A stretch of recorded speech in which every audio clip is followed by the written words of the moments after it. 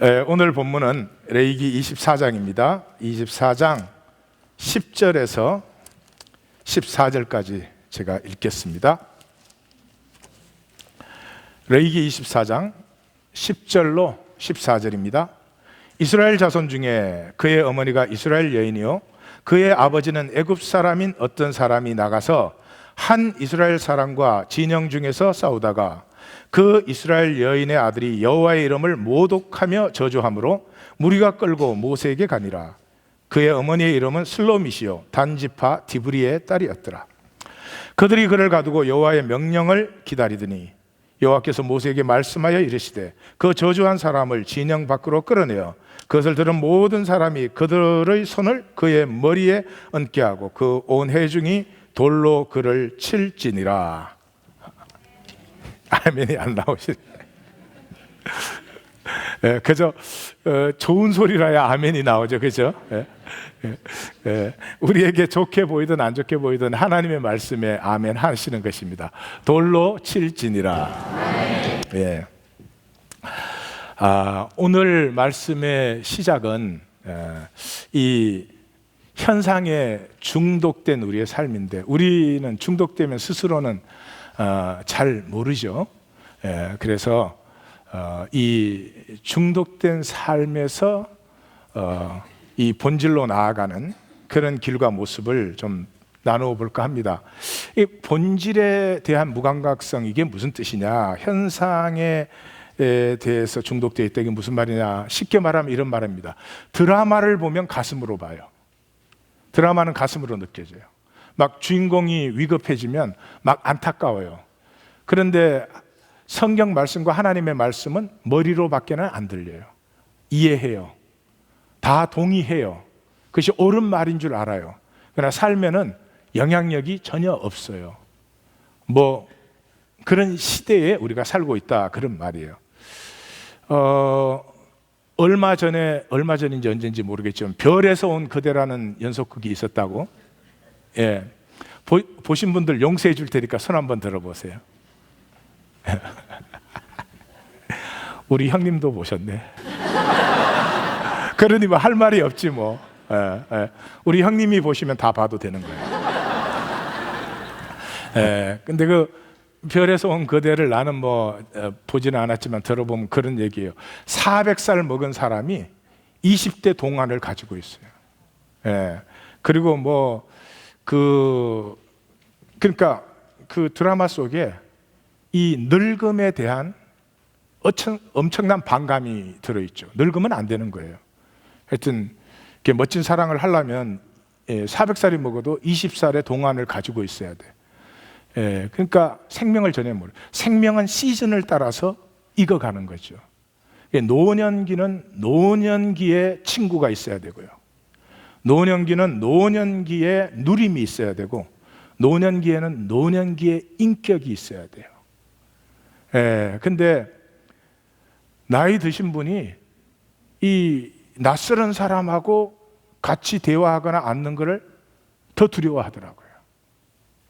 그 어떻게 해야 돼서 그래요? 평생을 그냥 나 하나 지키려고 살아왔으니까. 노년기가 되면은 이게 편하지 않은 사람하고는 앉는 것조차도 힘들어져 버리는 거예요. 뭐 세상이 다 그렇죠. 그게 뭐 좋다 나쁘다는 게 아니라 참 그 속에서 우리가 생명을 얼마나 알지 못하나 하는 것이 나타나는 거죠. 그래서 그 옛날에는 이렇게 400살 먹었다 이런 사람이 나타날 때는 어떻게 나타났어요? 산신령으로 나타났어요. 산신령, 허연 수염에. 근데 어떻게 된 세대가 20대로 나타나요. 20대로. 그래가지고 오직 그 아줌마들의 팬터시를 만족시켜줘요. 드라마는 아줌마들의. 그러니까 막 이 주인공이 초능력을 가지고 있고 순간 이동을 하고, 그러니까 그 여자 주인공의 모든 필요는 다 채워주고 완전히 안전하게 지켜주는 거죠. 근데 그 드라마에 그런데요, 그 남주인공은 별에서 왔는데 어떤 별에서 왔는지, 어떤 양육 과정을 거쳤는지, 삶에 어떤 아픔이 있었는지 그런 건 아무것도 없어요. 그러니까 본질은 아무 상관이 없어요. 현상적으로 나를 편안하게 해주고 나를 채워주는 것, 이거를 대리 만족시키기 위해서 그 연속극의 남자 주인공들이 계속 격상되고 있대요. 그 전에는 재벌 2세였는데 재벌 3세, 그 다음에는 황제, 이제는 외계인, 다음은 뭐야? 이민자.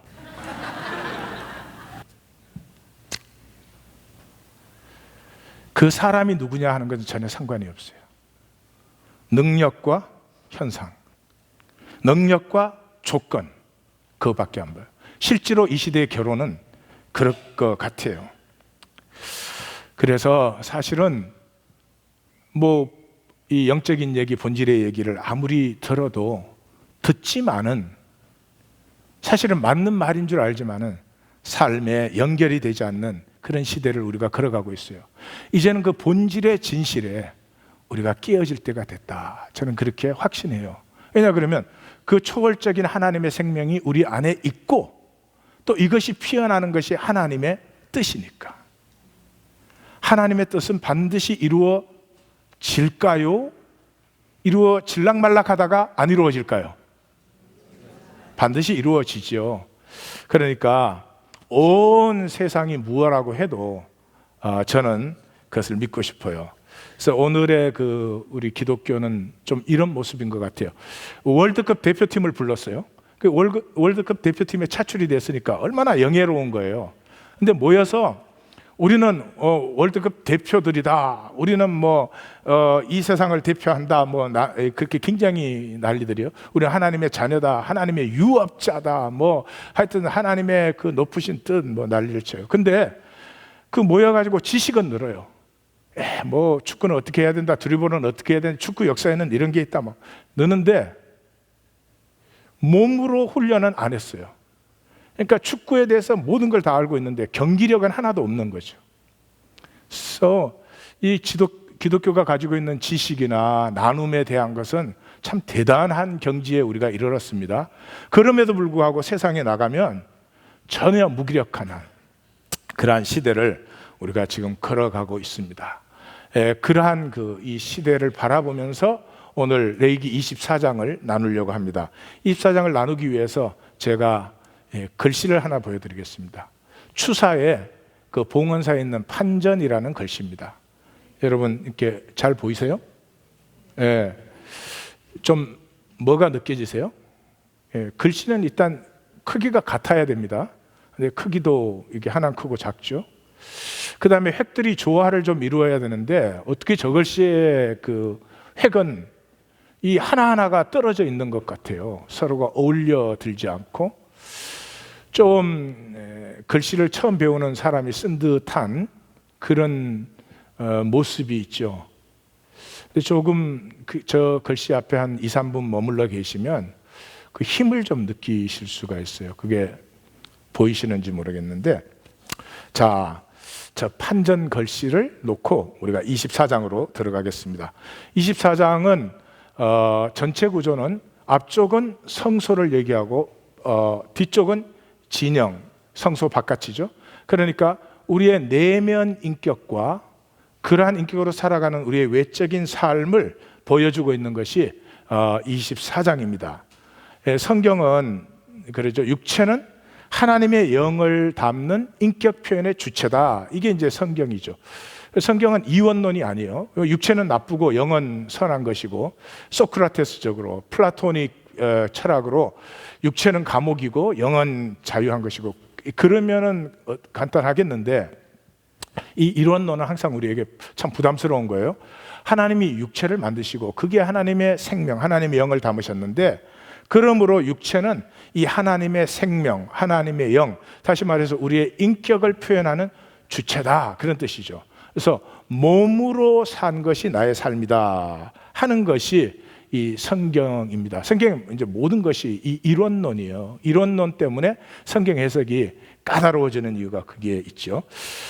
그래서 육체가 이 생명을 성육시키는 성육의 도구다. 그래서 요한복음에서는 예수는 성전된 자기 육체, 뭐가 성전이냐? 하나님의 인격을 나타내는 예수의 몸이 성전이다, 그렇게 말씀하셨죠. 그래서 신약에 너희가 하나님의 성전인 것과 하나님의 성령이 너희 안에 계시는 것을 알지 못하느냐, 그렇죠? 너희 안에 계시는 것을, 너희 안이란 말이 여기 몸을 얘기하는 거죠. 몸 안에 계신다는 거죠. 그래서 고린도전서 6장으로 가면 너희 몸은 그렇게 다시 나오는 거죠. 너희가 하나님께로 받은 바 너희 가운데 계신 성령의 전인 것을 알지 못하느냐 이러죠. 로마서에서는 로마서의 핵심인 8장에서 만일 너희 속에 할 때 이 우리의 몸 육체를 얘기하죠. 만일 너희 속에 하나님의 영이 거하시면 너희가 육신에 있지 아니하고 영에 있다. 너희가 영을 살고 있다. 그러므로 그리스도의 영이 없으면 그리스도의 사람이 아니다. 이렇게 말씀을 하는 거죠. 자, 그 내면적인 면에 가장 주된 부분이 10장에서 23절까지 이 외적인 삶에 대한 부분입니다.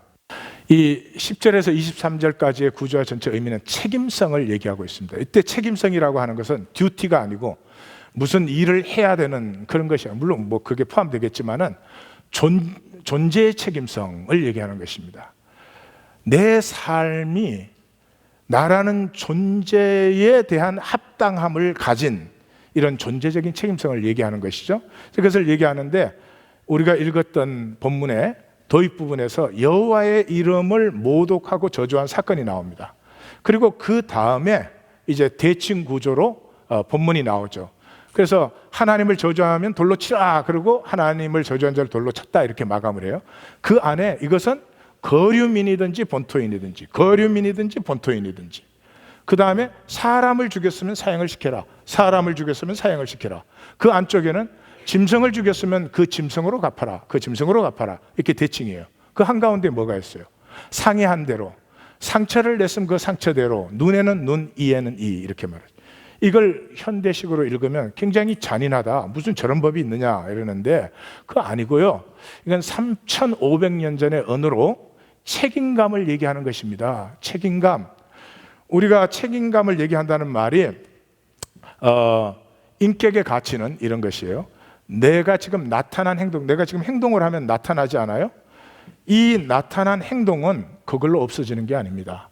내가 한 행동, 내 몸으로 산 그 삶은 보이지 않는 결과를 반드시 불러일으킵니다. 그것이 뭐 1초 후에 나타날 수도 있고 1년 후에 나타날 수도 있고 몇십 년 있다가 나타날 수도 있고 내 후대에서 나타날 수도 있습니다.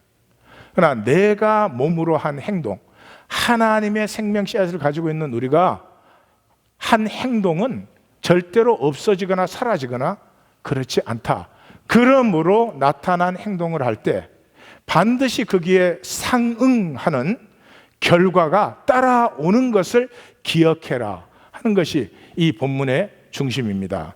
그래서 성경을 보면 로마서가 이 성경 가르침의 그 교리적 요약의 핵심이죠. 어떻게 시작하죠? 서론 끝나자마자 하나님께서 각 사람에게 그 행한 대로 보응하신다. 행한 대로. 우리 기독교는 자꾸 왜 그렇게 되는지 모르겠어요. 교리도 원래 그런 뜻은 아닌데, 그러니까 마음으로 믿습니다 하면 다 된 거예요. 그래서 삶에서는 살지 않아도 마음으로 믿으면 다 되는 것처럼 그런 것은 성경에 없습니다. 예, 제가 제 아내를 마음으로 무척 사랑해. 근데 행동으로는 지뿔도 사랑을 표현 안 해. 그러면 제 아내가 행복해 할까요? 때릴까요? 아이, 뭐 또 그렇게 용감하게 때립니다 이러고. 아우, 상식적인 얘기 아니에요. 그래서 제가 이 신약을 다 소개하면 오늘 설교 시간이 모자라고 계시록, 가장 결론되는 계시록에 가면 시작 부분에 지상교회 그 계시에서 그러잖아요. 내가 내 행위를 안다 그러잖아요. 내 행위를 안다. 그리고 심판이 나오는 16장부터 들어가시면 어떻게 해요? 심판에서 아픈 것과 종기로 말미암아 하늘의 하나님을 비방하고 그들의 행위를 회개하지 않더라. 회개는 행위를 돌리는 것입니다. 우리는 마음에 뭐가 찡한 게 오고 이렇게 마음을 이렇게 이제 그렇게 살지 말아야지 그러면 그 회개라고 생각. 아니요, 그렇게 살지 말아야지 한 것을 행동했을 때가 회개지. 예, 마음만 먹은 거. 아까 우리끼리도 그렇잖아요. 그렇죠? 그 다음에 그 백보자 심판에서는 어떻게 해요?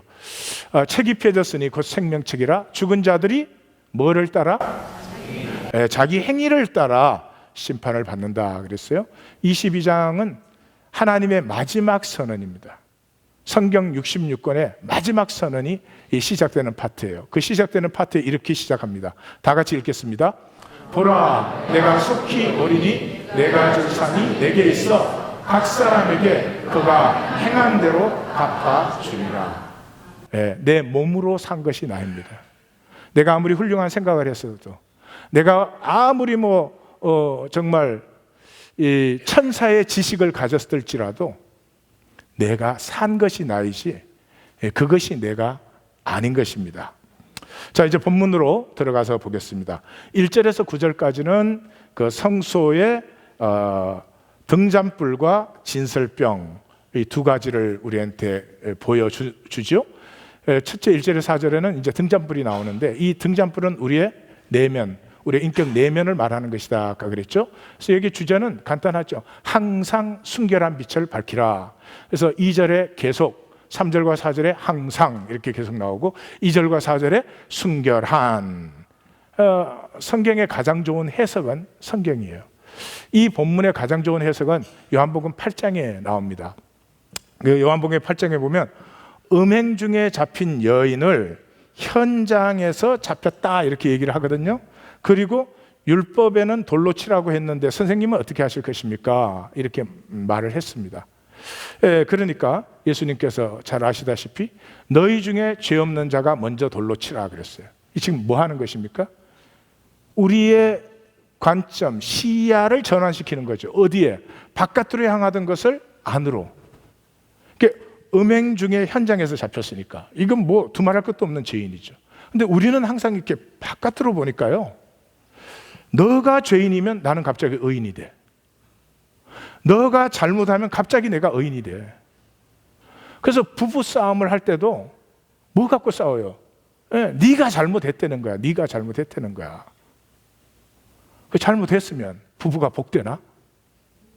아니, 아내가 남편이 잘못한 걸 증명하면 그 부부가 복될까요? 쉬운 죄들이 있어서 대답을 안 하시는군요. 저도 그랬으니까 뭐 말할 건 없죠. 우리 참 이상해요. 왜 그래요? 내면에 순결한 빛이 없기 때문에 그렇지. 예수님의 이 한마디가 외면을 향하던 시선을 안으로 향하게 하죠. 그 순간에 꺼졌던 희미한 불빛이 다시 비치죠. 그 순간에 더 이상 다른 사람 정죄할 수 없죠. 그러고 하신 말씀이 나는 세상의 빛이다. 그러니까 예수님은 세상을 환하게 하는 사람이 아니고 내 안에 꺼진 순결한 빛을 다시 피어나게 하는 분이다. 서로 마주 보면서 자기 내 불빛 보여? 이렇게 한번. 한 가지 우리 교훈을 받고 갈 것은요, 말은 너를 향하기 때문에 나를 잊기 쉬워요. 말은 항상 너를 향해서 하잖아요. 그래서 참 옳고 훌륭한 말을 하는데도 자기 모습은 잊기가 쉬워.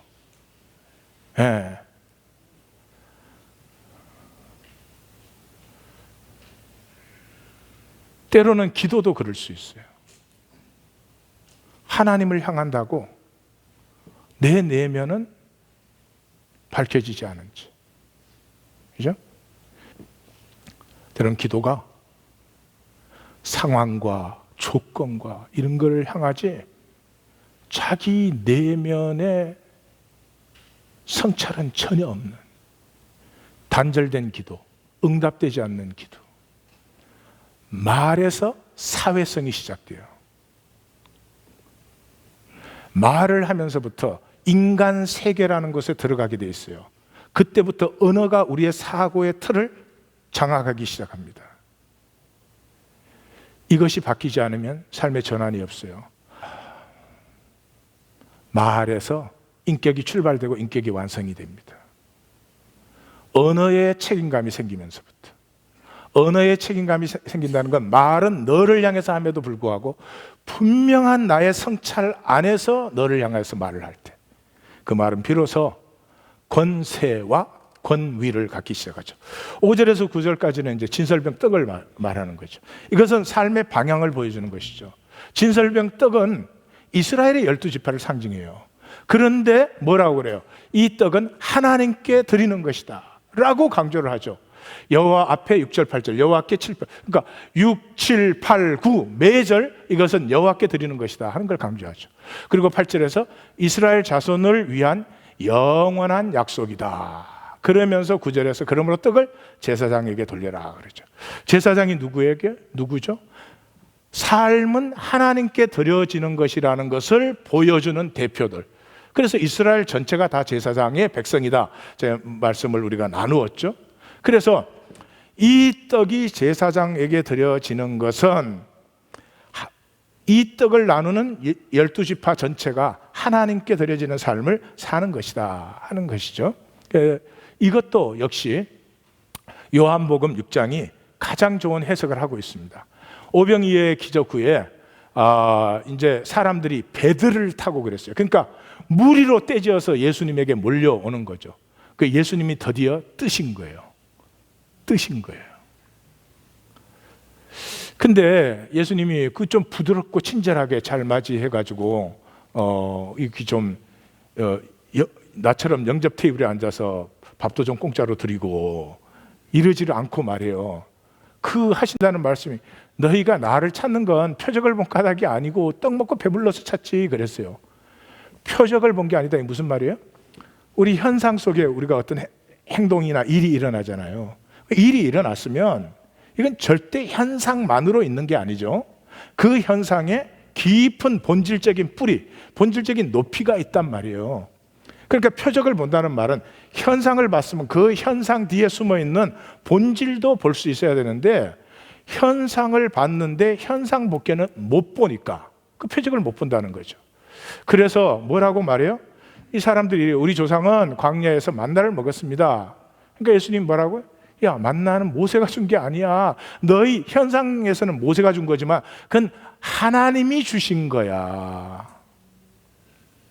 그러면 이쯤 되면은 생명의 떡은 하나님으로부터 오는 거지 이 사람으로부터 오는 게 아니구나 이렇게 알아야 되는데 그 모르니까 설명을 또 하세요. 너희 조상들은 광야에서 만나 먹어도 죽었잖아. 그러니까 생명의 떡을 먹어야 영생을 하는데 그 영생하는 생명은 내 살이야. 내가 이 땅에서 내 육체로 살아가고 있는 그 삶을 받아.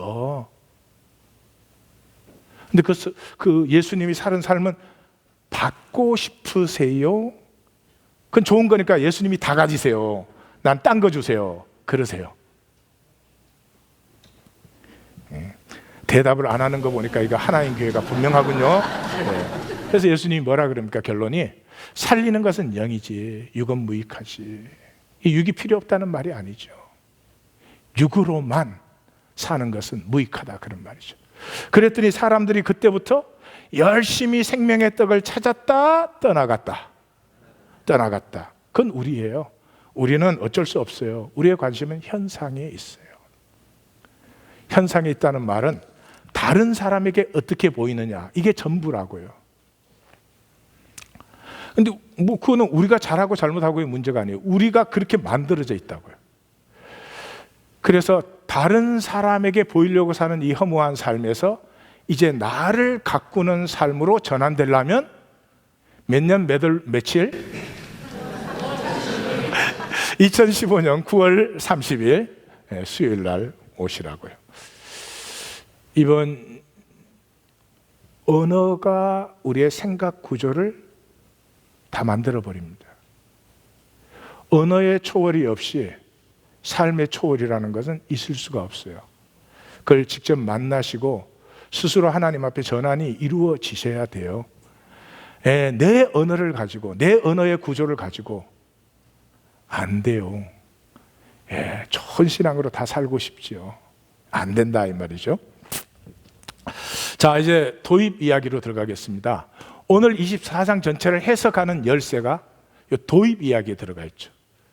제가 제 아이에게 무슨 얘기를 이제 할 거예요. 무슨 얘기를 하는데 그 얘기를 하기 전에 얘기를 하나 들려줬어. 왜 얘기를 들려줄까요? 1. 시간이 너무 많이 남아있으니까. 2. 그냥 얘기하면 심심하니까. 3. 지금부터 하는 말의 모든 의미를 함축시켜서 도입 이야기가 이래요. 한 사람이, 근데 이 사람은 엄마는 이스라엘 사람이요. 단 지파의 디브리의 딸 슬로밋이다. 이렇게 소개가 나요. 그러니까 이 여인은 상당히 중요한 여인이었던 것 같아요. 성경에서 이름으로만 소개돼.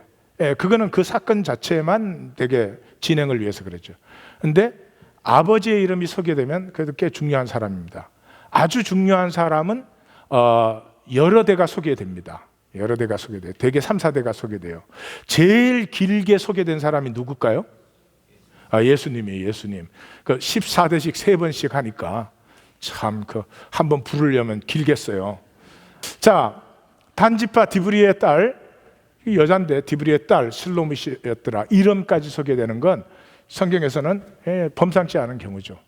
근데 이 여인이 애굽 사람과 결혼을 했어요.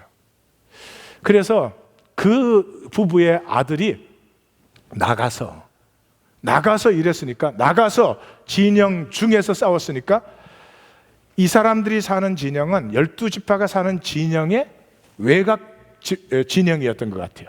자기 진영에서 나가서 누구와 싸웠느냐? 한 이스라엘 사람과. 이 이스라엘 사람이라는 건 엄마 아빠가 다 이스라엘 사람인, 내가 히브리인 중에 히브리인이요, 뭐 베냐민 지파요, 이런 거죠. 그래서 그 진영 중에서 싸우다가 여호와의 이름을 모독하고 저주했어요. 자, 그러면 본문을 읽으면 뭐 비교적 그 픽처가 클리어하게 들어오죠. 자, 애굽 사람인데 아내를 따라서 출애굽을 했어요. 그러면 신앙이 비교적 돈독한 사람이었을까요? 안 믿는 사람이었을까요? 안 믿었으면 출애굽할 리가 없죠. 출애굽을 했다는 것은 상당히 신앙에 돈독한 사람이었을 것이고, 이 엄마도 상당히 신앙적으로 신실한 사람이었을 것이다 생각이 됩니다. 출애굽기 12장에도 출애굽을 할 때 중다잡족이, 요즘 번역은 수많은 족속들이 뭐 그렇게 돼 있나요? 그 다음에 민수기 11장에서도 그들 중에 섞여 사는 다른 인종들이 그렇게 나와요. 그러니까 유대인은 이게 혈통적인 것이 아닙니다. 특별히 지금 유대인은 80%가 그 혈통과 전혀 상관없는 유럽에 들어가서 유럽의 그 작은 왕국 하나가 개종을 하는 바람에 생긴 유대인들이 80%고, 나머지 20%를 이 중동 지역에 있는 유대인들도 사실은 다 섞여서 혈통으로서의 유대인은 사라졌습니다. 오로지 그 유대 종교로 유대인이라고 사실은 불리는 거죠. 자, 그래서 이 사람이 싸우다가 여호와의 이름을 모독하고 저주했다. 이게 도입되는 이야기예요. 그 생각이 나잖아요. 엄마 아빠는 뭐 신앙이 좋았든 안 좋았든 신앙 때문에 출애굽을 했어요. 근데 이 아들은 그런 엄마 아빠 때문에 끌려 나와서 출애굽을 했어요. 근데 나와서 보니까 애굽에 있었으면 자기한테 말도 제대로 못 붙일 사람들이 자기를 차별해요. 부정한 사람이라고. 그것도 화딱지가 나지. 그것까지 또 좋아. 근데 애굽에 있을 때는 먹고 사는 건 넉넉했잖아요. 광야에 나오니까 맨날 이거 만나라는 것만 줘. 고기 한 번 뭐 먹기가 힘들어. 그것까지도 참았다 치십시다. 제일 화가 나는 건 제가 이렇게 생각해 보면, 애굽에 있으면 이거 종들이, 히브리 종들, 노예들이었잖아요. 이것들이 나를 무시한단 말이에요. 얼마나 화가 나겠어요. 근데 진짜 화나는 건 이거예요. 나를 무시하는데 뭘로 무시해요? 하나님의 이름으로 무시하는 거예요. 우리는 하나님의 순종이다 이거지. 너는 하나님의 잡종이다 이거지. 그러니까 이게 뭐 화가 나도 보통 나는 게 아니죠. 혹시 우리 얘기 아닌가요? 1세 부모님들의 신앙이 2세들을 화나게 하는 거 아니에요? 예? 믿는다고 뻔질나게 교회는 가는데 삶도 제대로 살지도 않고, 뭐 이 세상 사람과 다른 것도 하나도 없으면서 교회는 뻔질나게 가는데 내 가슴이 아플 때 내 가슴을 한번 느껴주나? 내가 힘들고 어려운데 대화가 통하나? 뭐를 믿는다고 그놈의 거 좀 우리 집안에서 때려쳤으면 좋겠어. 그런 이세의 분노가 우리에게는 없을까요? 종교적 신념은 조심하셔야 됩니다. 이 종교적 신념은요, 자기가 너무 어려워서 남에 대한 배려가 없어요. 예수님과 정반대가 되는 거죠. 종교적으로 어렵기 때문에 거기에 잘못된 인간은 인간 취급 받을 권리가 없어. 얼마나 쉽게 그렇게 되는지 몰라요. 자, 이 얘기의 의미는 이렇죠. 제가 생각해도 이 양반은 화를 낼 만해요. 얼마나 화가 나면 자기 진영에서 나가가지고 그 이스라엘 본진영으로 들어가서 이스라엘 사람하고 싸웠겠어요. 화가 난 것 이해가 갑니다. 예, 그렇습니다. 아마 화가 났을 때 우리 모두가 그 화에 대해서 서로가 이해할 수 있을 것 같아요. 그러나 진실은 이것입니다. 아무리 화가 나는 상황이어도 화가 났다는 것으로 어떤 행동을 해도 괜찮은 것은 아닙니다. 우리의 인격의 책임성은 언제 보면 알 수 있느냐 그러면 화가 났을 때입니다.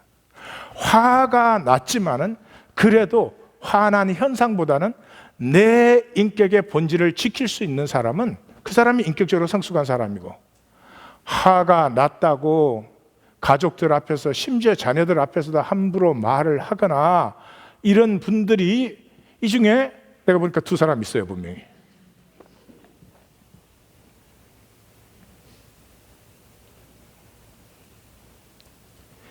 존재의 책임감, 인격의 책임감이라는 것은 여기에서 출발이 됩니다. 화가 나는 상황은 충분히 이해가 갑니다. 나라도 화를 냈을 상황입니다. 그렇지만 그 화를 내가 다스리지 못하고 폭발시켜버리면 나의 인격은 바닥으로 무너져 버리는 것입니다. 여기에 이 사람은 한 가지 더, 우리가 화가 나면 책임질 수 없는 말과 표현과 행동이 나오기는 하죠. 그래도 하나님의 이름을 모독하면 안 돼요. 왜냐하면 그것은 인간이 책임질 수 있는 지경이 아니잖아요. 내가 사람에게 잘못을 했어요. 그러면 사과하면 되잖아요. 여보, 1시간 전에 화를 내놓고 지금 또 냈네. 용서해줘. 그리고 용서를 받을 수 있잖아요. 그리고 용서 받으면 얼마나 좋아요. 안 맞아도 되니까. 근데 하나님을 모독하고 저주하고 나면은 뭘로 책임을 집니까? 하나님 쪽이 아니에요. 내 쪽이에요. 하나님을 모독하고 저주하면은 내 영혼에 상처가 나버리는 거예요. 지금은 이상한 시대가 돼가지고요. 기독교가 바람직하지 않은 것 우리 모두가 아는 사실이죠. 그러면 기독교와 하나님 욕해도 괜찮은 겁니까? 그렇습니까? 그럴 수 있는 내 인격적인 자격이 정말 나에게 있는 것입니까? 아닙니다. 그렇지 않습니다. 책임 있는 인격은요, 내가 책임질 수 있는 행동을 합니다.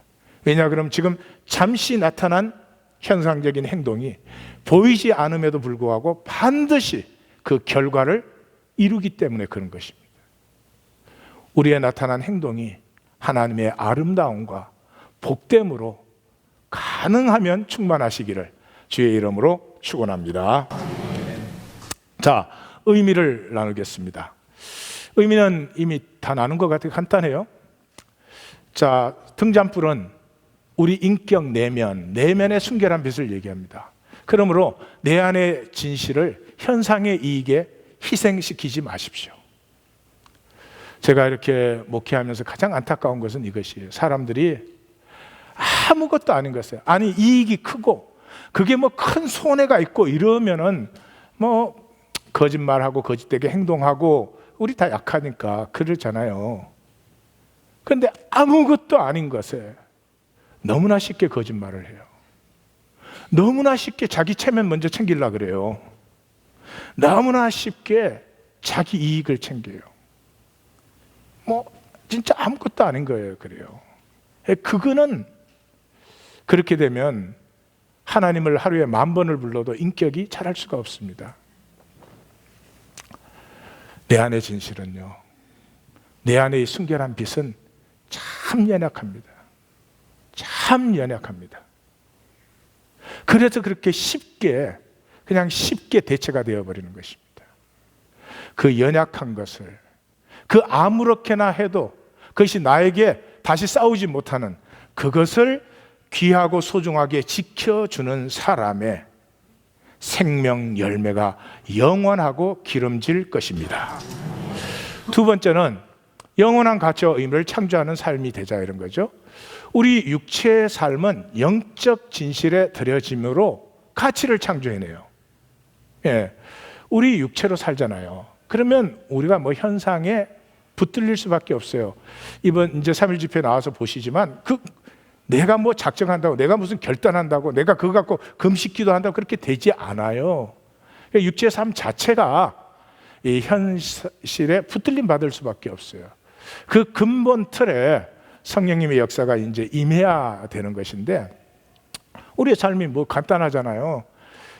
우리의 본능은 욕심과 이기 아니에요. 육체를 입고 이 땅에 살면서 이 본능으로 안 살 수 있는 사람 누가 있어요? 네? 다 본능으로 살죠. 근데 인간의 존재는 본능뿐이면 괜찮잖아요. 본능보다 더 깊은 곳에 본성, the nature, 본성이 있잖아요. 이 본성은 자유하고 사랑이고, 우리 모두는 사랑할 때 행복하지 미워할 때 행복하다 이런 사람 있어요? 미워할 때 주로 소화불량이 생겨요. 불면증이 생기고, 불자가 많이 붙어 미워하면. 옆에 분에게 자기 사랑해. 아니, 자기 사랑해 하라는데 왜 나를 째려봐요? 자, 옆에 자기 사랑해. 그 봐요. 빈말로 해도 웃음이 나오고 행복하잖아. 그게 무엇보다도 인간의 본성은 창조성이죠. 창조성. 내 삶을 살아서 그 삶에서 가치와 의미가 발생했을 때 인간은 자신됨의 기쁨을 누려요. 기억하십시오. 우리가 잘 살지는 못해도 기억은 꼭 하셔야 돼요. 육체로 내가 삶을 살아가는 것은 이 삶을 통해서 영원하다는 말은 폐하지 않는, 진실에서 나온 것은 폐해지지가 않습니다. 영원한 생명 가치를 창조하는 것이다. 세 번째, 하나님을 경외함. 이 사람은 하나님의 이름을 모독하고 저주했는데, 하나님을 경외함이 책임적 존재의 출발이자 완성이에요. 공자님께서 그 논어 중에서 아침에 말씀을 들으면 저녁에 죽어도 좋다 그랬어요. 무슨 말씀? 진리의 말씀을, 하나님의 말씀이죠. 시간은 이 세상에 가장 얕은 것이 시간이고, 이 세상에 가장 깊은 것이 시간이에요. 현상으로 사는 사람의 현재, 지금은 생각할 수도 없는 때 지나가 버려요. 많은 사람이 현재를 살자 요새는 그러더라고요. 현재를 어떻게 살아? 현재를 살아야지 그런 순간 과거인데 벌써. 현재를 살아야 된다는 건 현재라는 모멘트를 붙들으라 그런 게 아니에요. 이 현재가, 이 현상이 본질을 알면 이 순간 속에 영원이라는 깊이와 높이가 들어있어요. 그래서 이 생명을 사는 사람에게 하루하루는, 하루가 1000년 같다 그랬잖아요. 하나님에게는. 우리는 하루를 1000년 정도는 못 살아도 하루를 그래도 뭐 한 달 걸으려고 그랬는데 표정을 보니까 일주일로 줄였어요.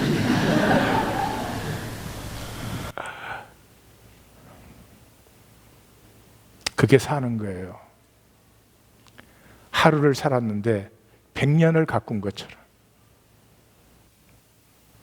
그냥 현상에 리액트만 해버리지 않고,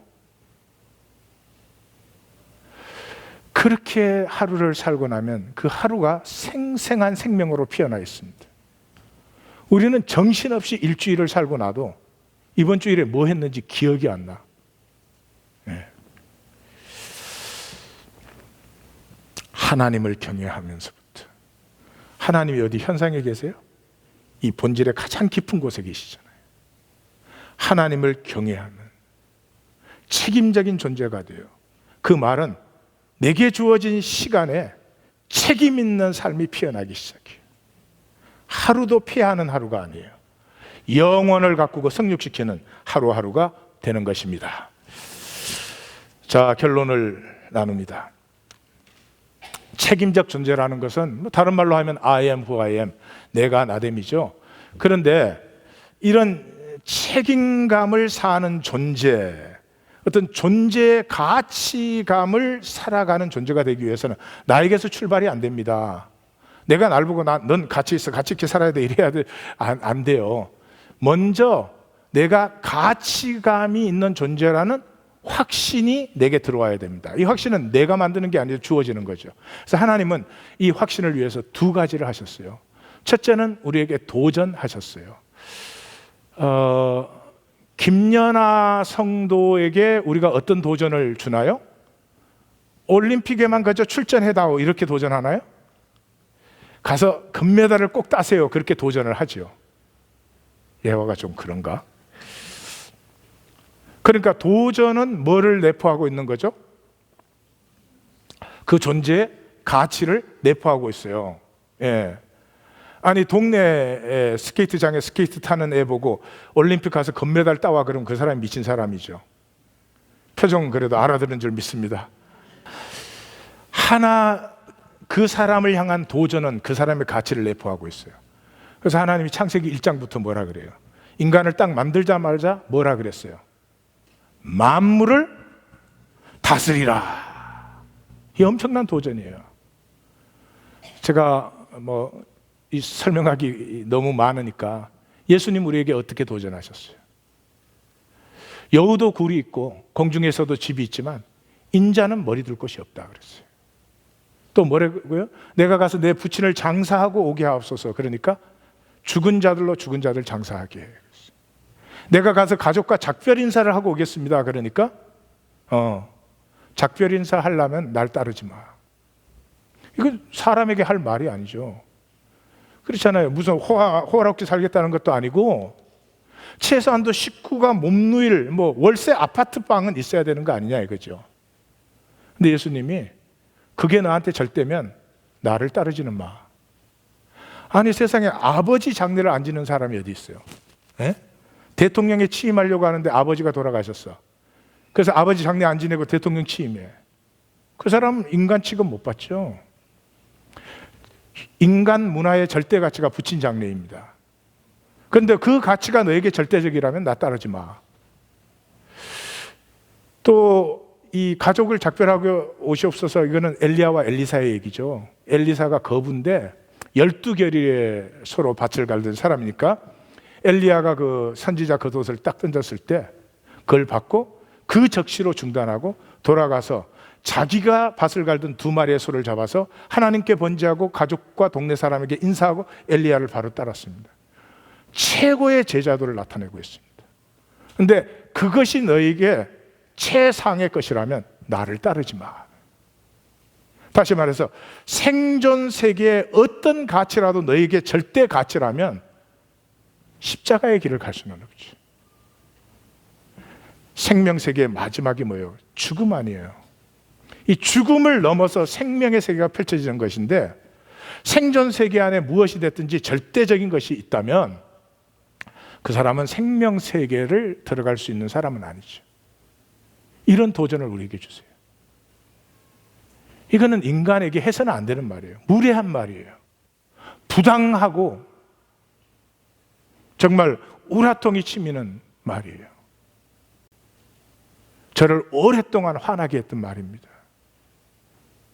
그럼에도 불구하고 생존의 한계를 넘어섬 없이 생명 세계가 열리지 않는다는 점에서 이제는 제 기도 속에 조금씩, 아직도 다 열지는 못하겠어요.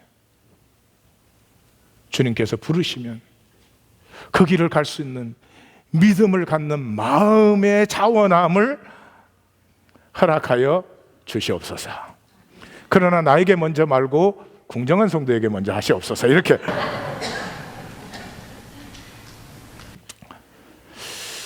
우리 존재의 가치는 도전에서 출발돼요. 어디서 완성돼요? 용서에서 완성돼요. 내가 죄를 지었어요. 근데 내가 죄를 지은 대상이 나를 무조건적으로 용서를 해줘요. 무조건적인 용서를 해준다는 말은 뭐예요? 내 존재 가치가 내 행위보다 훨씬 높다. 내가 지은 어떤 죄보다 내 존재 가치가 훨씬 더 높다는 거죠. 그래서 하나님이 먼저 우리의 존재 가치를 확인하시고 확정하셨어요. 그러므로 내 안에 내 존재에 대한 가치감이 없이 하나님 따를 수 없어요. 그 사람이 하나님 따르려고 하면 딱 한 가지 길밖에 없어요. 척하는 거예요.